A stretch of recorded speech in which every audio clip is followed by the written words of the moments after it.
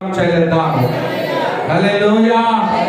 ఏం చెప్తున్నారు అసలు పౌలు గారు మునుపటి ప్రవర్తన విషయంలో 2021వ సంవత్సరంలో మన ప్రవర్తన వలన కొంతమంది హృదయములు బాధ కలిగి ఉండవచ్చు, మన మాటల వలన కొంతమంది హృదయాలు బాధ కలిగి ఉండొచ్చు, మన యొక్క క్రియల వలన కొంతమంది బాధ కలిగి ఉండొచ్చు. అయితే దాన్ని రిపీట్ చేసుకోవద్దు.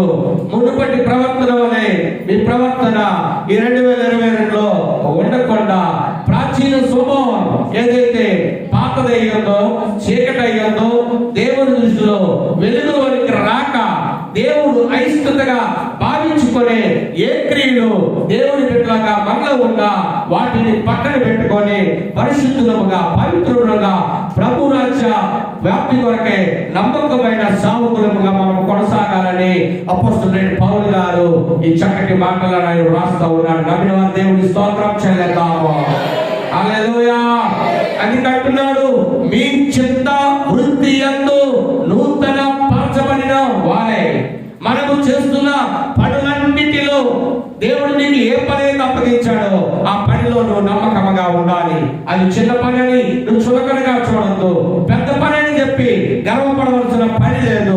అది చిన్నదైనా పెద్దదైనా, ప్రభువా ఈ పని నాకు ఇచ్చావు, ఈ వృత్తి నాకు ఇచ్చావు, ఈ కూలి నాకు ఇచ్చావు, ఈ ఉద్యోగం నాకు ఇచ్చావు, ఈ కుటుంబం నాకు ఇచ్చావు, ఇదిగో మంచి సేవకులు నాకు ఇచ్చావు, ఒకరికి ప్రార్థించే సంఘాన్ని నాకు ఇచ్చావు, నీ కొందనాలు. నీ చిత్త వృత్తి యందు నూతన పరచబడిన వారే నూతన పరుచుకుంటూ మనలను మనము ఆధ్యాత్మికముగా ప్రభు వైపు త్రిప్పబడుతూ ప్రభు కార్యాలు పొందుకుంటూ దేవునిలో నమ్మకమైన వారుగా మనం ముందుకు సాగాలని పౌలు గారు కోరుకుంటూ ఉన్నారు. నమ్మిన వారు దేవుని స్తోత్రం చెల్లిద్దాము. హల్లెలూయా, హల్లెలూయా. ఇంకేమంటున్నాడు? నీతియు యథార్థమై భక్తి గలవారై దేవుని పోలికగా సృజించబడిన నవీన స్వభావము ధరించుకోవాలని గట్టిగా చెప్పడం దేవుని నామాన్ని బయటపడతాము. ఏ స్వభావం ధరించుకోవాలని మనమందరము కూడా చెప్పాలా? నవీన స్వభావం, నూతన స్వభావము, నూతన మనస్సు, నూతన ఆలోచన, నూతన ఆత్మచేత నింపబడి నూతన అభిషేకం పొందుకొని పాతవి గతించి సమస్తమును క్రొత్తవాయనని మొదటి కొరింథీయుల్లో పౌలు గారు రాసినట్లుగా క్రీస్తునందున్న మనము నూతనమైన వారముగా నూతన సంవత్సరములో నూతన దేవుళ్ళను పొందుకునే వారముగా నమ్మిన వారు ఆమేన్ అని చెప్దాం. గట్టిగా చెప్దాం. గట్టిగా చెప్పడం ప్రభు నామమున మహిమపడతాము. హల్లెలూయా, హల్లెలూయా. వాక్యము చూస్తున్నాం. మొదటి కొరింథీయులకు రాసిన పత్రిక 5వ అధ్యాయము 6వ వచనం. మొదటి కొరింథీయులు 5వ అధ్యాయము 6వ వచనం. మీరు అతిశయపడుట మంచిది కాదు. ఎందుకు దేవుడు అతిశయం అంటే గర్వం. ప్రియ దేవుని సంగమా, మనము గర్వించకూడదు. నాశనానికి ముందు గర్వము నడుచునని పరిశుద్ధ వాక్యము హెచ్చరిస్తూ ఉంది. ప్రభు మనకి ఏ స్థానంలో పెట్టినా దేవునికి మనము విధేయత కలిగిన వారముగా ఉండాలి. దేవునికి మనము నమ్మకమైన వారముగా ఉండాలి. ప్రభువా నేనున్నాను నాయన, నీ పని చేస్తాను, నీ పరిచర్యలో పాలుభాగస్తులు అవుతానన్నా పిలుపుకు లోబడిన తత్వముతో మనము ఉండాలని ప్రభు కోరుకుంటూ ఉన్నాడు. ఆ మాటలే 6వ వచనము మొదటి కొరింథీ 5వ అధ్యాయం చదువుకుందాం. మీరు అతిశయించుట మంచిది కాదు. పులిసిన పిండి కొంచెమైనను ముద్దంతయు పులుపు చేయనని మీ దగ్గర జాగ్రత్తగా వినండి. నేను నెమ్మదిగా ఎక్స్ప్లెనేషన్ ఇస్తాను. ఇదిగో గురుగులు గోధుమలు ఉంటాయట. దేవుడు అంటున్నాడు ఆయన తూర్పారబడతాడట. దేనిని? ధాన్యాన్ని తూర్పారబట్టినప్పుడు గట్టి గింజలు రాలిపోతాయి, పొల్లి గింజలు తూర్పారబట్టినప్పుడు ఆ గాలి చేత బయటికి కొట్టబడతాయి. నమ్మిన వారు దేవుని స్తోత్రం చేద్దాము. హల్లెలూయా. మీరందరూ పులియన ముందే మీలో ఎవరైనా పులిసిన ముద్ద ఉందనుకోండి, ఈ ముద్ద అంతా కూడా ఏమైపోద్ది? పులిసిపోతుంది. ఎవరైనా మన సంఘం కొరకు తక్కువగా మాట్లాడితే వెంటనే ఏం చేయాలా? ఓయ్, మా సంఘం కొరకు నువ్వు మాట్లాడవలసిన పని లేదు. మా సంఘము దేవుడు బలపరిచాడు. అయ్యగారు లేకపోయినా అయ్యగారి మా పరిచర్య ముందుకు సాగుతా ఉంది. పురుషుల మాటలు మాట్లాడతాం చాలా మంది. పురుషుల స్వభావం కలిగిన వారు మీ దగ్గరికి వస్తారు. మా మందిరానికి రా, మా సంఘానికి రండి, బాగుంటది, చాలా బాగుంటది. అలాగే ఇక్కడ జరిగిపోయింది, ఇది ఆ కార్యం జరిగిపోయింది, ఈ అద్భుతం జరిగిపోయింది. పురుషుల మాటలకు మీరు లోపడకండి. ప్రియ దేవుని సంగమా, పురుషుల మనసులు పురుషుల మాటలతో మీ దగ్గరికి వస్తారు. మనం ఎప్పుడు కూడా ఫ్రెష్ ముద్ద వలె ఉండాలి, పులియన రొట్టెల వలె ఉండాలి. చెప్పడానికి ప్రభు నామమున మైపడతాము. హల్లెలూయా. లోతు భార్య, దేవుడు ఏమన్నాడు? సొదొమ గొమొర్ర పట్టణము నాశనము కాబోతుంది, అగ్ని గంధకములు కుయ్యబోతున్నాయి, నువ్వు భక్తుతో కలిసి నీ బిడ్డలతో కలిసి బయటికి వెళ్ళిపోమని దేవుడు చెప్తే ఆ పురుషులమ్మ పురుషుల మాటతో పట్టుకొని ఎలాంటి ఏమైపోయింది? చివరికి ఉప్పు స్తంభంగా మార్చబడిపోయింది ఆవిడ. ఏమైపోతుందో?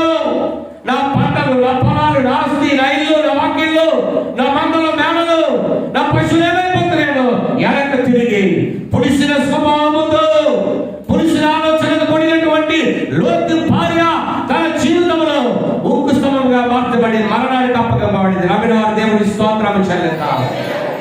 2022లో ప్రియ దేవుడు సంగమా, మనమందరం కూడా పులి అని పొందవలే ఉండాలి. నమ్మిన వారు ఆమేన్ చెప్తా.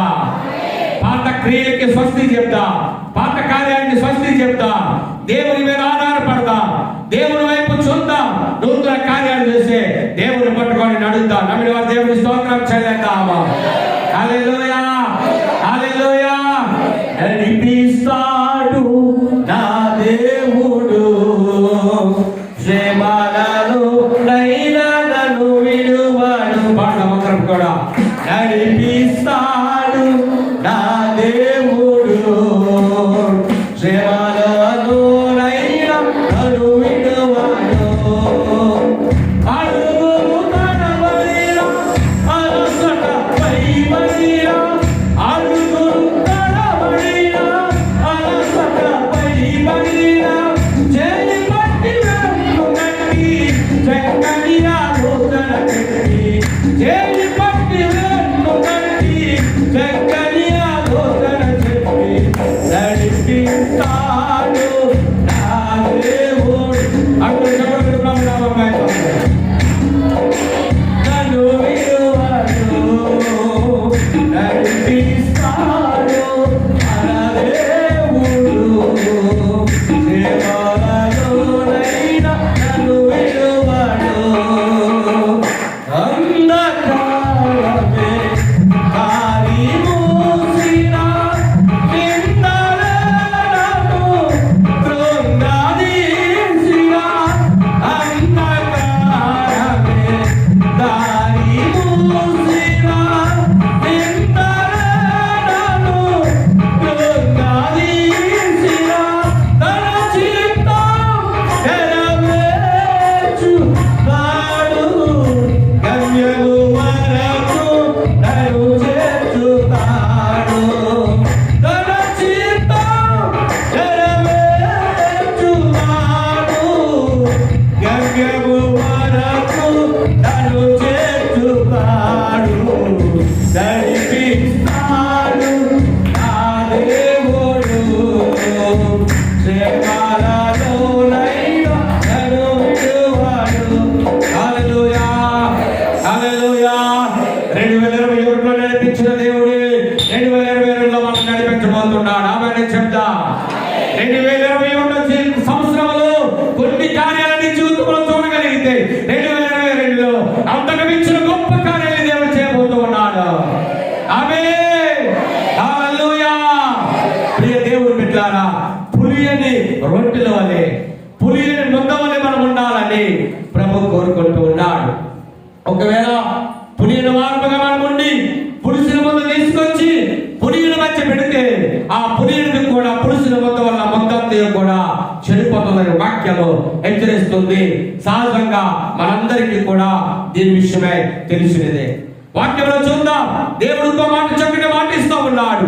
ప్రియ దేవుని బిడ్డలారా, ద్వితీయోపదేశకాండము 11వ అధ్యాయము 12వ వచనములో మరొక మాట మనం చూస్తూ ఉన్నాం. ద్వితీయోపదేశకాండం 11వ అధ్యాయము 12వ వచనం. ఓకే, అది దేవుడైన యెహోవా లక్ష్యపెట్టు దేశము. నీ దేవుడైన యెహోవా కన్నులు సంవత్సరాది మొదలుకొని సంవత్సరాంతం వరకు ఎల్లప్పుడూ మన మీద, మన కుటుంబాల మీద, మన సంఘముల మీద, మన బిడ్డల మీద, ఈ పరిచర్య మీద ఉండను. అందరి గట్టిగా చెప్పడం కూడా దేవుడు నామాన్ని మహిమపరుద్దాం. హల్లెలూయా. దేవుడు లక్ష్య పెట్టకపోతే మనం ఈ స్థానంలో ఉండడం మనము అసాధ్యము. ఆయన లక్ష్య పెట్టాడు కాబట్టి నీవు నీ కుటుంబము సురక్షితంగా ఉంది. ఆయన లక్ష్యములో నీవు నేను ఉన్నా. ఇందాక బిడ్డలు పాడుతా ఉన్నారు, జాన్ వెస్లీ గారు హోసన్నా మినిస్ట్రీస్ పాట నీవేన సంతోషగానము. ఆ రెండవ చరణంలో ఆ సెకండ్ లైన్ లోని మాట వస్తూ ఉంటది, నువ్వు నాకు ఇచ్చిన దర్శనాన్ని నన్ను కూడా విడిచిపోను మరువనని. దేవుని స్తోత్రం కలుగును గాక. హల్లెలూయా. చాలా మంది అనుకుంటారు, నేను దేవుడి మందిరానికి వెళ్తున్నాను, సంవత్సరాల తరబడి వెళ్తున్నాను, రోజులు గడిచిపోతున్నాయి, ఏళ్ళు గడిచిపోతున్నాయి, నా కార్యాలు జరగట్లేదు. దేవుడు లక్ష్య పెడుతున్నాడో లేదో నన్ను, దేవుడు లక్ష్య ఉంచుతున్నాడో లేదో నా బిడ్డల మీద, దేవుడు లక్ష్య ఉంచుతున్నాడో లేదో నా ప్రయత్నముల మీద అనుకొని నిరాశపడి ఉండవచ్చు.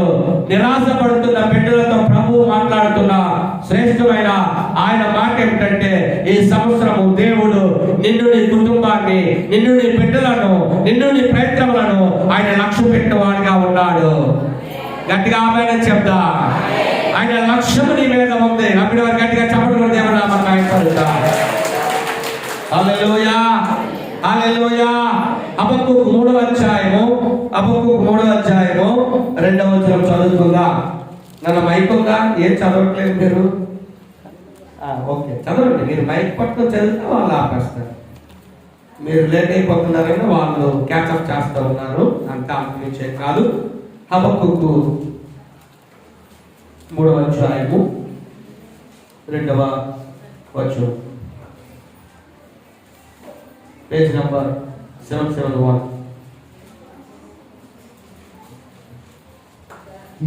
యెహోవా నిన్ను గూర్చిన వార్త విని నేను భయపడుచున్నాను. యెహోవా సంవత్సరములు జరుగుచుండగా ఈ కార్యము నూతన పరచునమిన వారు ఆమేన్ చెప్తామండి. ఆమేన్. ఇంకా రెండో మాట చదువునా. సంవత్సరములు జరుగుచుండగా దానిని తెలియజేయము. అందరూ ఆమేన్ చెప్తామండి. మూడో మాట చదువునా. కోపించుచునే వాత్సల్యమును జ్ఞాపకమునకు తెచ్చుకోను. అందరికంటే ఆమేన్ చెప్తా. ఒకవేళ దేవుడి కోపం మన మీద ఉన్నా కోపించుచునే మన కార్యాలను దేవుడు జ్ఞాపకం చేసుకునేవాడు ఉన్నాడు. చెప్పండి, ప్రభు నామమున మహిమపరుద్దాము. హల్లెలూయా. మన కార్యములు దేవుడు నూతన పరచబోతూ ఉన్నాడు. పురుషుని వాటి దేవుడు మీకెవరు నూతన సంవత్సరంలో పులిని వాటి దేవుడు వాళ్ళని ఆశపడుతూ ఉన్నాడు. ఫ్రెష్ మీట్ కావాలి. ఇశ్రాయేలు ప్రజలు ఐగుప్తు దేశంలో ప్రయాణం వెళ్ళిపోతున్నప్పుడు మోషే గారిని అన్నారు, మాకు రొట్టెలేవయ్యా, ఆహారం ఏదయ్యా, మాంసం ఏదయ్యా, మీ ఐగుప్తులు ఉన్నప్పుడు అయి తిన్నాం, అవి కాకరకాయలు తిన్నాం, కేకరకాయలు తిన్నాం, దోసకాయలు తిన్నాం. దైవజనుడి మీద శనిగారు అడిగారు. కానీ దైవజనుడు దేవుడి సన్నిధిలో ప్రార్థించగా ఆ 40 లక్షల మంది ప్రజలకు కావలసిన పరలోకపు మన్నాను, దేవదూతలు తినే శ్రేష్టమైన ఆహారాన్ని, పూరేట్ల ద్వారా శ్రేష్టమైన మాంసాన్ని ఇశ్రాయేలు ప్రజలకు ప్రభు సమకూర్చాడు. నమ్మిన వారు దేవుడి స్తోత్రం చెల్లిద్దాం. 2022వ సంవత్సరంలో దేవుడు మనల్ని ఆకలిగా ఉంచాడు, దప్పికగా ఉంచాడు, వస్త్రహీనులుగా ఉంచాడు, రోగులుగా ఉంచాడు, ఆర్థిక స్తోమతలో దిగజారి వారిగా ఉంచాడు. నమ్మిన వారు ఆమేన్ చెప్తామండి. చెప్పండి, ప్రభు నామమున మహిమపరుద్దాము. నూతన కార్యాలు దేవుడు చేయబోతూ ఉన్నాడు. పురుషుల కార్యాలు కాదు, పాత దిద్దుల్లో పోసే ద్రాక్షారసం లాంటి కార్యాలు కాదు, కొత్త దిద్దుల్లో పోసే కొత్త ద్రాక్షారసమైన మధురమైన కార్యాలు నా దేవుడు చేయబోతున్నాడు. చెప్పండి, ప్రభు నామమున మహిమపరుద్దాము. హల్లెలూయా. ఉత్తర దక్షిణ కొరియా దేశంలో యుద్ధాలు జరుగుతూ ఉన్నప్పుడు కొరియా వారు చాలా మూర్ఖులు, అజ్ఞానులు అండి. అజ్ఞానులు అంటే జ్ఞానం లేని కాదని అర్థం. బండరాయి లాంటి వారు. యుద్ధం జరుగుతూ ఉంది. ఉత్తర కొరియా, దక్షిణ కొరియా దేశంలో యుద్ధాలు జరుగుతున్నప్పుడు చాలా మంది నాస్తికులు, అంటే ప్రభువుని ఎరుగని వారు, ఇదే ఒప్పుగా కొంతమంది 40 మంది ఒక టీంగా ఏర్పడి ఎక్కడెక్కడైతే దేవుని మందిరాలు, యేసు ప్రభు సువార్త ప్రకటించే మందిరాలు కట్టబడి ఉన్నాయో, యేసు ప్రభు సువార్త ప్రకటించే సేవకులు ఉన్నారు, అలాగే చాలా మందిరాలు కూడగొట్టి చాలా మందిని చంపేశారు. చాలా మంది అర్థమైపోయారు. ఆ టైంలో ఒక దైవజనుడు తన భార్య 2 బిడ్డలతో మంచి పరిచయం చేస్తూ ఉన్నాడు. మంచి పరిచయం చేస్తూ ఉన్నప్పుడు అతన్ని కూడా వారు బంధించి చంపకుండా ఊరు అవతలకు తీసుకొని, పట్టణం అవతలకు తీసుకొని వెళ్ళిపోయి అక్కడ వారి చేతులతో కాళ్ళకి తాపులతో కట్టేసి ఈ 40 మంది కూడా వారి ఎదురుగా నిలబడి ఆ పాస్టర్ గారిని ఒక మాట అన్నాడట, ఇదిగో నువ్వు యేసు ప్రభువుని విడిచిపెట్టవా అని చెప్పి అడుగుతూ ఉన్నారు. ఆ రోజు ఖచ్చితంగా డిసెంబరు 31వ తారీఖున ఆ సంవత్సరము ఆఖరి రోజున 1:10 ప్రార్థన అయిపోయిన తర్వాత వీరి కుటుంబాన్ని పట్టుకొని వెళ్ళిపోయారు. అతను హింసిస్తూ ఉన్నారు. చాలా కొరడాలు కొట్టారు, కర్రలందు కొట్టారు, రక్తాలు కారిపోయి అడుగు తీసి అడుగు వేయలేని దుస్థితిలో ఆ దైవజనుడు ఉన్నప్పటికీ కూడా మీరు నన్ను చంపినా పర్వాలేదు, నేను యేసయ్యను మాత్రం విడిచిపెట్టను, యేసు ప్రభువుని మాత్రం విడిచిపెట్టను, సువార్త ప్రకటించడం మానను, సువార్తను ఆరాధించడం మానను, నువ్వు ఏదైనా చేసుకో అని తెగించి ప్రభు కొరకు ఆ దైవజనుడు రక్తాలు కార్చబడుతూ దెబ్బలు తింటూ, నిజంగా జరిగిన యథార్థ ఘటన పిల్లరా, ఆయన దెబ్బలు తింటూ ఉన్నాడు. ఇంకా లాభం లేదని పెద్ద గొయ్యి తవ్వేశారు. గొయ్యి తవ్వి, ఇదిగో ఈ గోతులో నిన్ను, నీ భార్యను, నీ 2 బిడ్డలను సజీవముగా సమాధి చేసేస్తా బ్రతుకుంటుండగానే ఆయన భయపెట్టారు. చేసుకో, మేము భయపడమన్నారు. గోతులో దించేశారు. గోతులో దించేసి మట్టి వేసేస్తా ఉన్నారు. పార పట్టుకోండి, ఆ స్పేడ్తో మట్టేసి ఆ గొయ్యంతో ఫిల్అప్ చేస్తా ఉన్నారు. గొయ్యి ఎండిపోతా ఉంది. ఇదిగో నువ్వు నీ భార్య కొంచెం పొడుగ్గా ఉన్నావు, నీ బిడ్డలు పొట్టిగా ఉన్నారు, ఇంకా చిన్నపిల్లలు కదా, వారే ఆ మట్టిలో మొదటగా సమాధి కాబోతున్నారు, నీ బిడ్డలందరూ కూడా చనిపోబోతున్నారు, కొన్ని నిమిషాల్లో వాళ్ళ ఊపిరి ఆగిపోబోతుంది, జాగ్రత్త అని చెప్పి ఆ దైవజనుడికి వార్నింగ్ ఇస్తున్నా, ఆ శవకురాలికి వార్నింగ్ ఇస్తున్నా ఏడ్చుకుంటూనే ఉన్నారు. ఆ పిల్లల ఏడుపు, ఆ బిడ్డల మొరలు వినటువంటి తండ్రి గుండె తరుక్కుపోయి, అయ్యా చంపద్దు, నా బిడ్డలు చంపద్దు, నన్ను చంపద్దు అనేసరికి సేవకురాలు అందుకుందట, చచ్చిపోతామయ్యా, దేవుని రాజ్యం కొరకు సిద్ధముగా ఏర్పాటు చేయబడింది, ఈ లోకము శాశ్వతమైనది మనకి కాదు, బిడ్డలు దేవుడే ఇచ్చాడు, దేవుడే తీసుకున్నాడని సంతోషపడదాం, చంపిస్తే చంపేయండి, నువ్వు అవిశ్వాసంతో మాట్లాడొద్దని ఆ దైవజనుడిని సేవకురాలు హెచ్చరించింది. ప్రియులారా, 40 మంది చూస్తుండగానే ఆ 9 కూడా ఆ గోతులో ఏం చెప్పారండి, ప్రాణాలతో ఉంటుండగానే పాతి పెట్టేస్తారు. కొద్ది నిమిషాలు ఊపిరి ఆడింది. తర్వాత 9 కూడా చనిపోయారు. అది జరిగినప్పుడు ఆ దేశంలో అక్కడ సంఘాలు లేవు, సేవ లేదు, పరిచర్య లేదు. ప్రియ దేవుని బిడ్డలారా, పురుషుల ముందు చనిపోతే వాక్యం చెప్పబడుతుంది, నీతి మంతుడు చావబడడు, వెంటబడతాడు. నమ్మిన వారి దేవుని స్తోత్రం చేద్దామా. హల్లెలూయా, హల్లెలూయా. ఆ సమయంలో ఈ దృశ్యం చూసిన 40 మంది గుండెలు చలించిపోయావి. ఆ దేశమంతా గల్లుమన శబ్దం వినిపించింది, విచిత్రమైపోయింది. ఆ దేవుడు అంత గొప్పడైతే ఆ పాస్టర్ గారు ఎందుకు చనిపోయారు, పాస్టర్ గారు ఎందుకు చనిపోయారు, బిడ్డలు ఎందుకు చంపబడ్డారు, దేవుడు లేడా అని రకరకాలుగా కారు కోతలు కూర్చున్నటువంటి ఆ దేశ ప్రజలతో కొన్ని సంవత్సరాలు గడిచిపోయిన తర్వాత ఆ దేశంలో నుండి పెట్ట మీద ఆహారాన్ని ఏరుకొని తిరిగి తింటూ కాలాన్ని గడుపుతున్న పాలు అందించు దైవజనుడు దేవుడు లేపాడు. చెప్పండి ప్రభునామాన్ని మహిమపడుతామండి. హల్లెలూయా. ఈ రోజు ప్రపంచంలో అత్యధికమైనటువంటి సంఘము కలిగిన దేశం ఏదైనా అది సౌత్ కొరియా మాత్రమే. పాల్ యాంగిచోని దైవజనుడు ఆ దేశంలో సేవ చేయడం ప్రారంభించాడు. ప్రియదేవుని బిడ్డలారా, యోహాను సువార్త 12వ అధ్యాయంలో ఒక శ్రేష్టమైన మాట కనబడతా ఉంది. 12వ అధ్యాయము 24వ వచనం చదువుకుందాం. యోహాను 12:24. గోధుమ గింజ భూమిలో పడి చావకుండిన ఎడల అది ఒంటిగానే ఉండును, అది చచ్చిన ఎడల విస్తారముగా ఫలించును. చెప్పబడి దేవుని నామాన్ని మహిమపరుద్దాము. ప్రియ దేవుని బిడ్డలారా, ఒక దైవజనుడు చనిపోతే ఆ దేశంలో ఆ దృశ్యాన్ని చూసిన ఆయన కళ్ళ ముందున్న 40 మంది కూడా ఈ రోజు పాలు యాంగిచే వారి సంఘంలో 40 మంది సేవకులుగా మార్చబడ్డారు, పరిచర్యలో ఉన్నారు. పాలు యాంగిచే గారు గొప్ప సంఘాన్ని కట్టారు. ఈ రోజు సంఘము ప్రపంచంలో ఏదైనా పెద్ద సంఘం ఉందా అంటే 8 లక్షల మందితో 4 ఆరాధనలతో ఆ పరిచర్య కొనసాగిస్తున్న దైవజనుడు పాలు యాంగిచే గారు. గట్టిగా దేవుని స్తోత్రం చెల్లిద్దాము. గోధుమ గింజ చచ్చిపోతే అది ఒంటిగానే మిగిలిపోతుంది, కానీ గోధుమ గింజ చచ్చిపోతే దాని నుండి విస్తారమైన ఫలాలు. ఈ రోజు దేవుడు వాక్యం వింటున్నా మీ జీవితాలలో భారీగా ఉంటుందని ఒక ఫలం అయితే భర్తగా ఉంటుందని ఒక ఫలము, మీ ఫలాలు పడుతున్నా భార్య భర్తలు పడుతున్న ఫలములో నుండి బిడ్డలను దేవుడు ఫలాలు ఇచ్చాడు. ఆ బిడ్డలకు దేవుడు నూతన కార్యాలు ఫలభరితంగా దేవుడు చేయబోతున్నాడు. నమ్మిన రామాయణ చెప్తాం.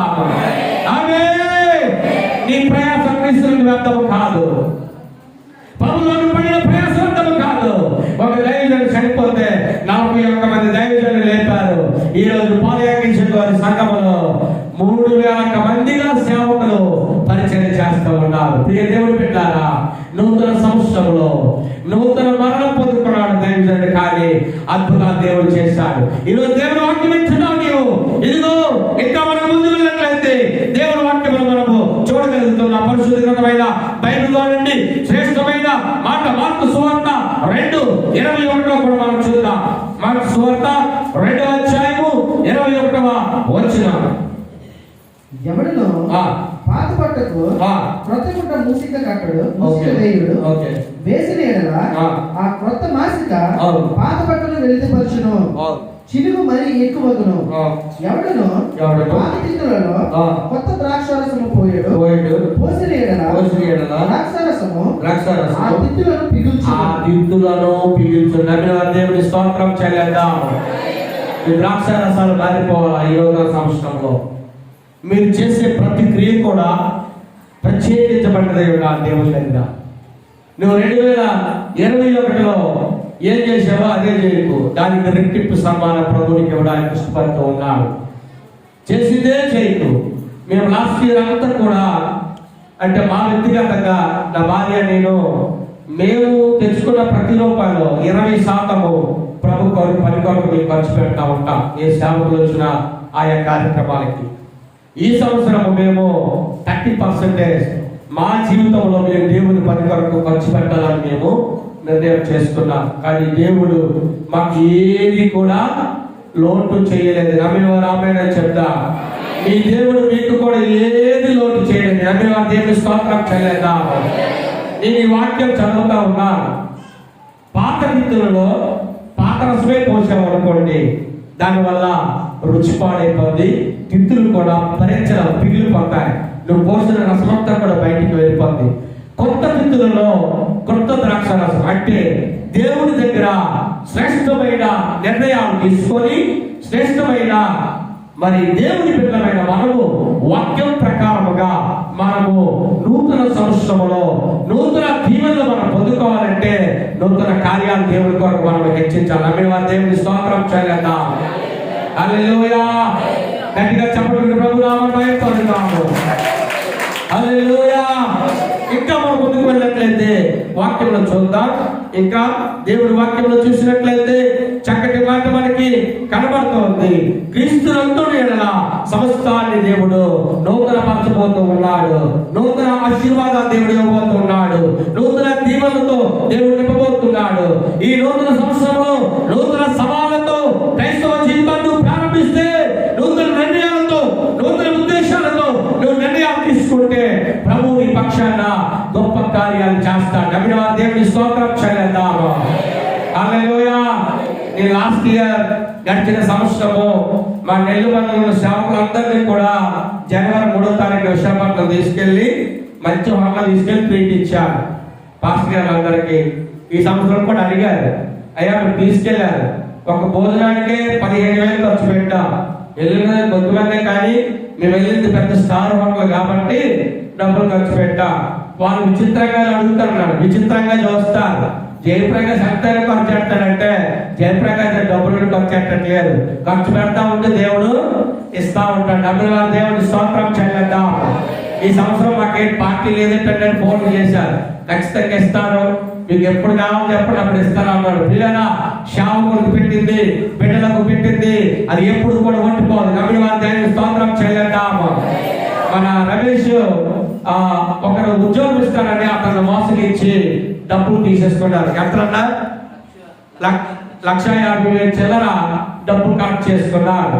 ఉద్యోగం ఇవ్వలేదు కదా, చాలా తిప్పలు పెట్టారు, మామూలు కాదు. మొత్తానికి ఒక మాస్టర్ స్కెచ్ చేసి వీళ్ళందరూ గట్టి అసంతోషం పట్టుకొని నాకు ఫోన్ చేశారు. ఆయన గదిలో బంధించారు. మొత్తానికి తర్జన పడి పోలీస్ స్టేషన్లో కేసు వారికి వెళ్ళింది.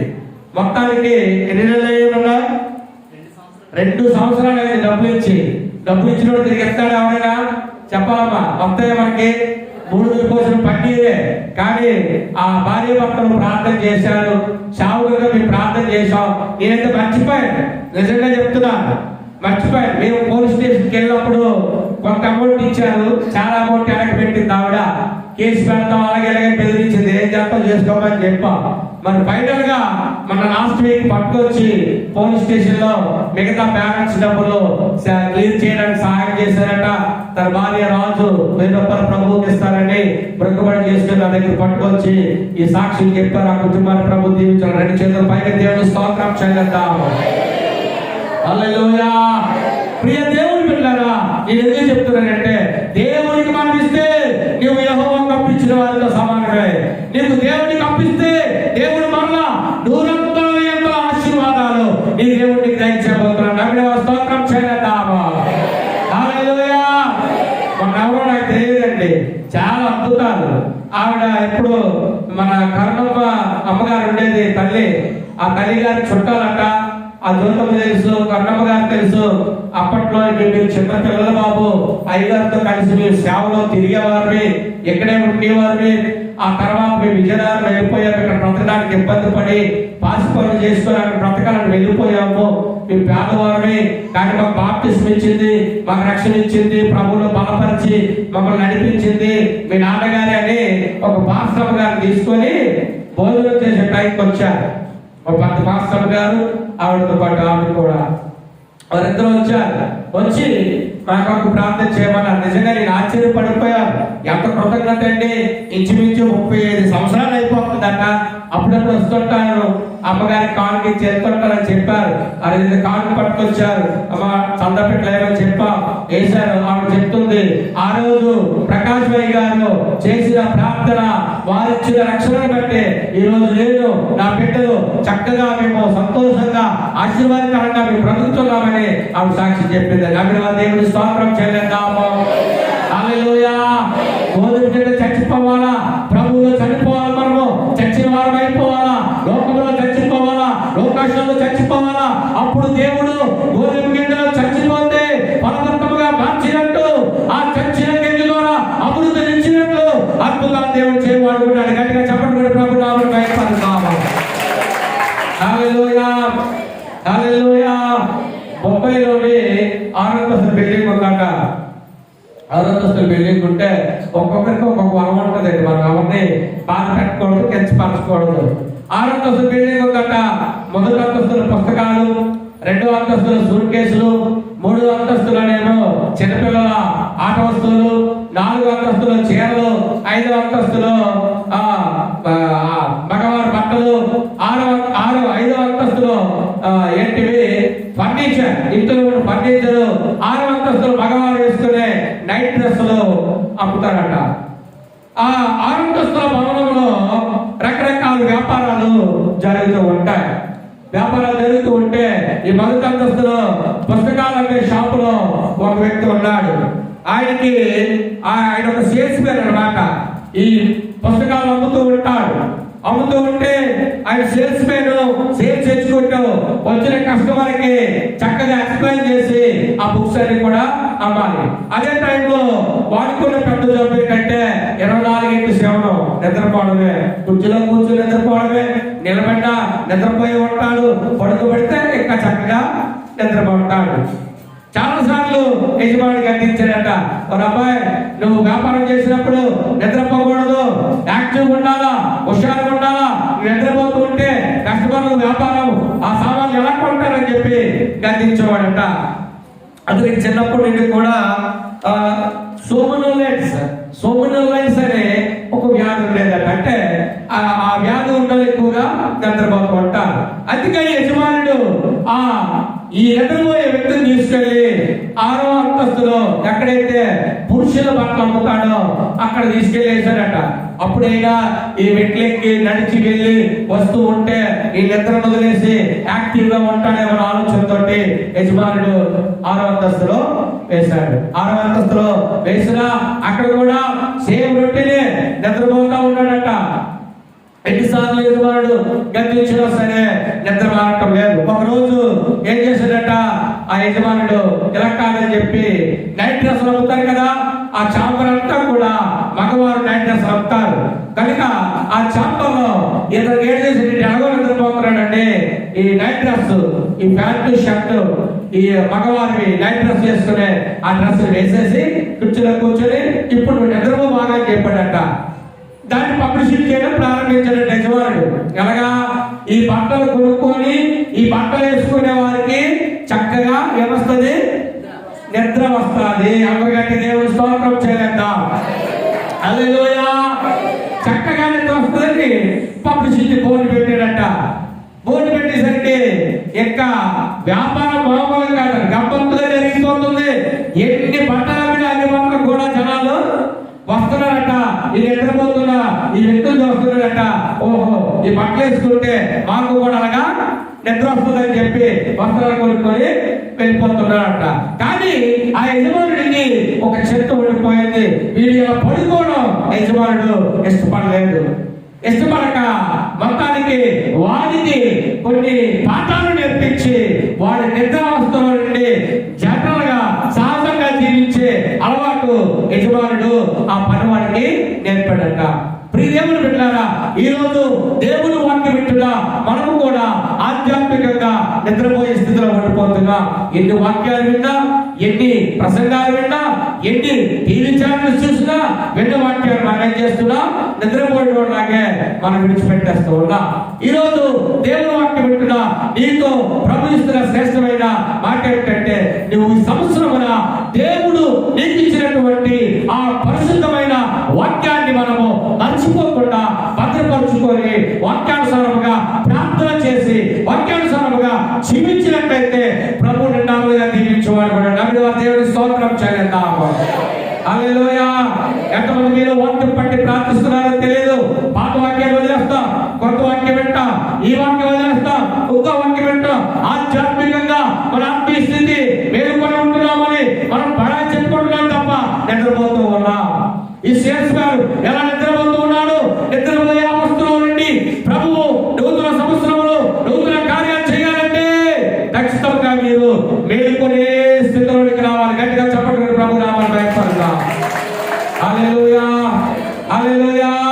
మన పరిస్థితులు మారాలి అంటే, నూతన కార్యాలు దేవుడు చేయాలంటే దేవుని మీద ఆధారపడమే కాదు కానీ వాక్యమును విడిచిపెట్టకుండా వాక్యానుసారముగా బ్రతికినప్పుడే దేవుడు గొప్ప దీవెనలతో మనల్ని ఆశీర్వదించేవాడిగా ఉన్నాడు. అందరూ ఆమేన్ చెప్తా, ఆమేన్ చెప్తా.